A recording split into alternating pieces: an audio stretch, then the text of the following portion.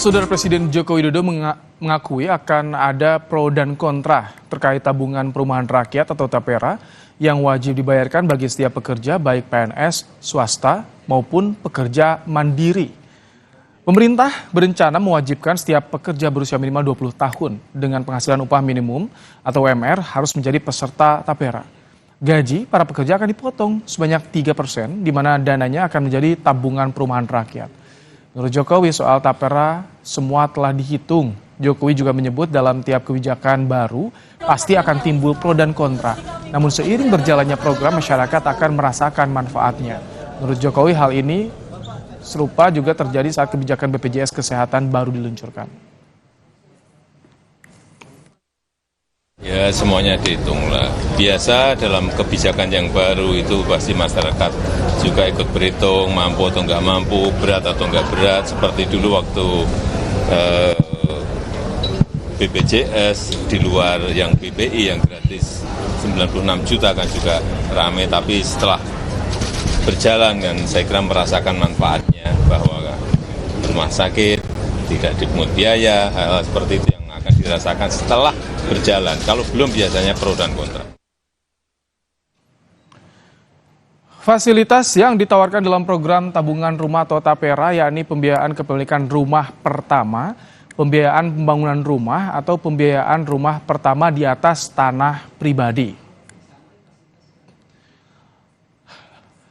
Lalu juga ada pembiayaan perbaikan atau renovasi rumah dan terakhir iuran ini sebagai tabungan purna kerja yang dapat diambil jika peserta telah memasuki usia 58 tahun.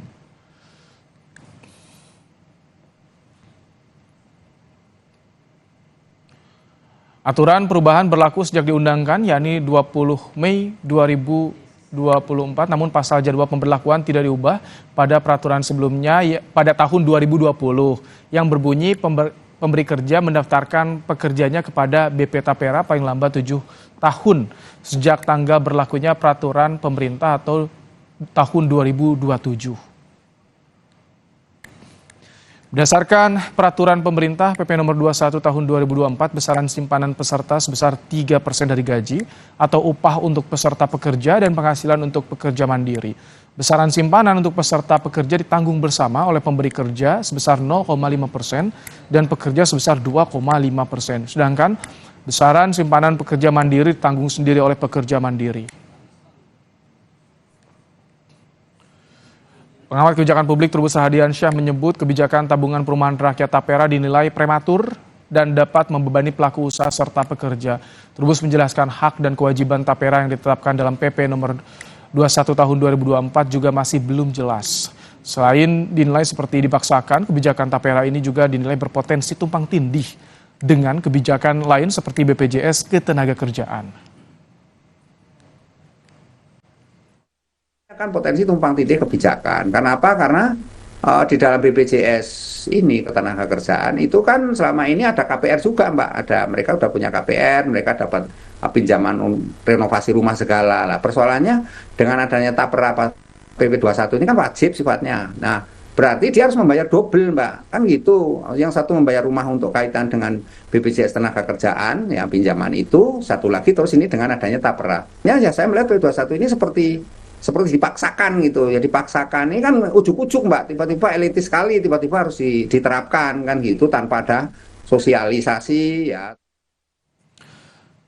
Gaji para pekerja mulai dari PNS, swasta hingga pegawai mandiri akan dipotong sebesar 3% tiap bulan untuk tabungan perumahan rakyat atau TAPERA. Berikut tanggapan masyarakat terkait kebijakan TAPERA. Setuju sih, karena kan itu opsional ya. Dan kita juga nggak tahu nih bakal dapat atau enggak kan rumahnya, jadi nggak efektif juga gitu. Untuk berita-beritanya sih masih simpang siur kali ya atau gimana ya? Enggak.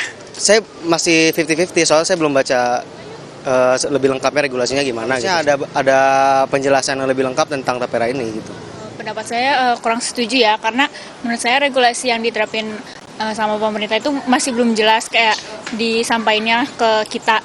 Terus 3% itu cukup besar juga dan kayak ekonomi keluarga masing-masing kan gak ada yang tahu juga ya. Jadi menurut saya gak bisa main di pukul rata 3% gitu aja sih. Untuk membahas lebih dalam mengenai pembaruan aturan simpanan tabungan perumahan rakyat atau TAPERA yang juga menyasar pekerja swasta dan pekerja mandiri, sudah bersama kami Saudara Sekretaris Jenderal Badan Pengurus Pusat Himpunan Pengusaha Muda Indonesia atau HIPMI Angga Wira dan pengamat kebijakan publik Agus Pambagio. Selamat petang Bapak-bapak. Petang. Selamat petang. Assalamualaikum. Baik. Mas Angga, dari sisi pengusaha, bagaimana nih tanggapan Anda soal kebijakan TAPERA ini? Apakah sempat diajak bicara oleh pemerintah? Iya, tadi kita dengar ya berbagai pendapat dari masyarakat ya terkait apa ya mungkin statement yang disampaikan oleh pemerintah. Ya memang kalau kita lihat secara komprehensif, kita juga belum mengetahui secara detail dan teknis soal ini ya. Nah memang perlu pengkajian yang komprehensif sehingga benar-benar proses sosialisasi kepada pekerja dan pengusaha ini bisa benar-benar kita pahami ya. Walaupun tentunya pemerintah dalam mengeluarkan suatu kebijakan seperti ini juga pastinya memang melihat problem yang dihadapi juga oleh masyarakat saat sekarang ini ya. Memang kalau kita lihat secara faktual pekerja-pekerja muda saat sekarang ini memang kesulitan untuk mendapatkan perumahan ya, padahal ini adalah kebutuhan primer bagi para pekerja sebenarnya. Jadi memang perlu ada strategi khusus yang dilakukan pemerintah untuk membantu ya para pekerja ini untuk bisa mengakses perumahan yang layak ya dan affordable ya. Mas Angga, tapi kalau tadi beban 0,5% kepada pengusaha itu bagaimana? Memberatkan tentu atau bagaimana menurut Anda? Kalau menurut di pandangan saya ini kita pastinya akan menuai pro dan kontra ya. Nah, saya rasa 0,5% ini masih dalam taraf yang bisa kita akomodir ya. Untuk menjadi suatu komitmen ya, agar tentunya ini bagian daripada kontribusi kita terhadap kesejahteraan pekerja. Walaupun memang ada kewajiban-kewajiban lain ya seperti BPJS tenaga kerja gitu kan. Nah ini memang perlu suatu aturan yang saling berkaitan satu sama lain ya, sehingga kita bisa benar-benar clear ya mana yang memang harus kita penuhi secara utama gitu. Baik, Pak Agus, bagaimana soal TAPERA ini mulai ramai diperbincangkan? Banyak yang ada spill sedikit soal bagaimana besarannya yang akan dipotong dari gaji pekerja, beban dari pengusaha juga. Bagaimana tanggapan Anda soal kebijakan ini? Apakah terlalu dipaksakan atau seperti apa, Pak Agus? Ya, publik kena prank presiden aja. Karena peraturan yang dikeluarkan kan baru PP. Pelaksanaannya bagaimana? Permennya bagaimana? Jadi pertanyaan detail publik itu yang harus dijawab ada di peraturan pelaksanaannya. Sama seperti BPJS satu harga satu tarif itu. Kan juga baru kan belum peraturannya mekanisme bagaimana sama. Nah ini 3%, terus nanti 3% kalau saya sudah punya rumah gimana? Lalu kalau saya sudah punya mau direnovasi bisa nggak? Kapan saya bisa menarik uangnya? Kemudian kapan saya dapat rumah? Katanya tanahnya sendiri ya, kalau kita punya tanah. Kalau kita nggak punya tanah, di mana? Jauh nggak dari tempat kita kerja atau kos? Itu kan semuanya perlu penjelasan rinci sekali supaya tidak menjadikan pertanyaan masyarakat. Nah sekarang pemerintah dan presiden ini memang membiarkan daripada mereka pusing, biarnya suruh masyarakat mikir, nanti baru kita rangkum, kan begitu kesannya. Tapi arahnya kemana? Ini arahnya ketika ada isu TAPERA ini mulai bergulir, arahnya ini kemana menurut Anda, Pak Agus? Tujuannya apakah hanya pengumpulan dana untuk cadangan program pemerintah selanjutnya atau seperti apa menurut Anda, Pak Agus? Ini program lama namanya Bapertarum dulu, terus berganti kulit macam-macam tapi tidak berhasil. Intinya ide awalnya dulu gitu ya, itu ketika saya diskusi sama senior-seniornya Angga itu, ya pokoknya supaya semua orang punya rumah. Gimana caranya pakai tabungan, lalu disubsidi dan seterusnya dan seterusnya. Tapi itu tidak pernah berhasil. Karena memang di kepala kita nih orang Indonesia niatnya selalu korupsi, jadi susah. Nah sekarang ini juga detailnya bagaimana? Belum kan. kita belum tahu seperti apa. Jadi di prank dulu sama presiden, nanti kita rame, nanti diambil mungkin. Yang harusnya itu berupa konsultasi publik untuk bisa mendengarkan semua aspirasi masyarakat. Nah, ini konsultasi publiknya lewat prank begini. Oke, Mas Angga, kalau dari pengusaha sebetulnya masukan bagi pemerintah itu bagaimana? Karena bicara soal perumahan tadi, sekarang di Jabodetabek saja banyak perumahan yang jauh sekali dengan kawasan perkantoran. Itu kan jadi opsi juga memilih lokasi dan tenor yang panjang, tentu harga rumahnya kan makin ini juga, Mas Angga. Bagaimana masukan dari pengusaha kepada pemerintah soal ini? Iya, memang karena kan memang ada problem ya. Nah, problem ini kan memang harus diatasi dengan sebuah kebijakan ya. Kebijakannya harus tepat tadi seperti senior saya tadi sampaikan.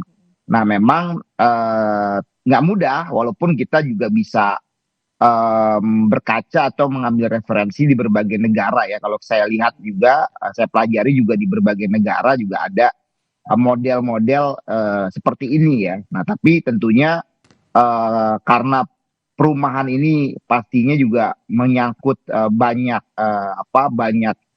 problem dan skenario yang harus disampaikan ya, memang harus benar-benar didetailkan gitu loh, karena tadi menyangkut lokasinya di mana, lalu berapa lama dan yang lain-lain sebagainya, apakah itu rumah tapak atau apartemen, itu juga kan menyangkut selera misalnya gitu. Nah, ini kan juga nggak mudah ya untuk mendapatkan suatu solusi yang benar-benar tepat dan komprehensif. Tapi menurut saya ya ini harus diatasi, kalau enggak akan menjadi permasalahan yang makin kompleks ya. Saya lihat memang khususnya di DKI Jakarta kan, kalau kita lihat kemarin di pemilihan gubernur misalnya kan banyak wacana terkait program-program perumahan ini, misalnya DP 0 rupiah dan lain sebagainya ya. Tapi dalam implementasinya kan memang nggak mudah ini faktanya ya. Nah, ini kan pasti ada tantangan dan itu memang harus pemerintah pusat yang bisa turun tangan, karena ini kan kalau kebijakan perbankan dan lain sebagainya, misalnya FLPP ini kan kebijakannya ada di pemerintah pusat. Jadi harus benar-benar komprehensif ya, detail benar-benar seperti Mas Agus, saya sepakat tadi ya. Oke, Pak Agus, ketika masyarakat banyak yang resah bertanya betul akan dipotong, kapan dipotong, jumlahnya berapa, Presiden Jokowi bilang soal keberatan masyarakat ini wajar untuk kebijakan baru. Tanggapan Anda bagaimana, Pak Agus? Ya gini, kan untuk struktur peraturan perundang-undangan itu perlu konsultasi publik dulu sebelum menjadi undang-undang atau peraturan perundang-undangan, kemudian disosialisasikan. Yang penting adalah di konsultasi publik ini. Nah, konsultasi publik kan ketemu dan sebagainya itu mahal, anggarannya habis buat makan siang gratis nanti. Jadi ya dilepas saja ke masyarakat, masyarakat bisa berceloteh, nanti baru diambil itu. Itu pemahaman saya.